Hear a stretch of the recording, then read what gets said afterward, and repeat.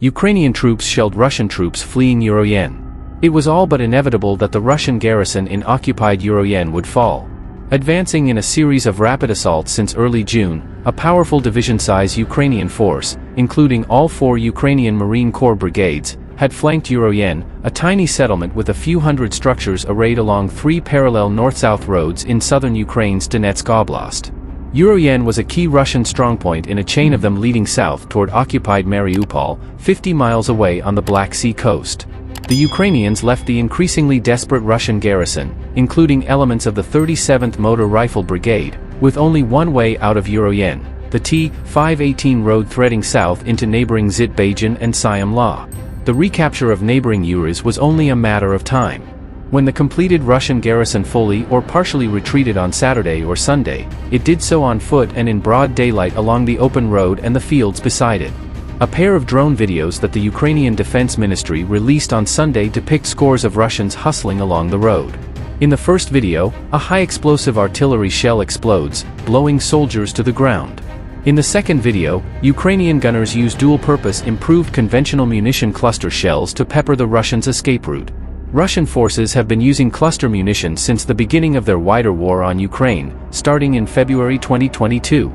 Ukraine received Turkish cluster shells in late 2022 and this spring also got American-made M480A1 PICMs, each capable of penetrating more than 2.5 inches of rolled homogeneous armor or incapacitating personnel, according to a U.S. Army field manual. The American PICM rounds are dangerous to armored vehicles and unprotected infantry. It is unclear how many Russians died in Urozhaine and on the road out of Urozhaine. Scores? Hundreds? Either way, there is a good chance that as of today, the only live Russians in Urozhaine are prisoners of Ukraine. Not everyone agrees that this is the case. While some observers on both sides of the war believe that the Ukrainians have liberated Urozhaine, the Institute for the Study of War in Washington, D.C., has urged caution. ISW has not observed confirmation that Russian forces have completely withdrawn from Urozhaine and Russian forces likely currently maintain positions in at least the southern part of the settlement. Whether or not a few Russians still cling to positions in southern Urozhaine, the imminent outcome of the fight for the town is not in dispute. The Russians are already trying to assign blame. The Russian information space is seizing on Ukrainian gains in Orikhiv to highlight poor Russian morale and command challenges in the area. One Russian blogger blamed the 37th Motor Rifle Brigade for failing to send tanks to support the infantry brigade. Troopers were also drunk, the blogger claimed.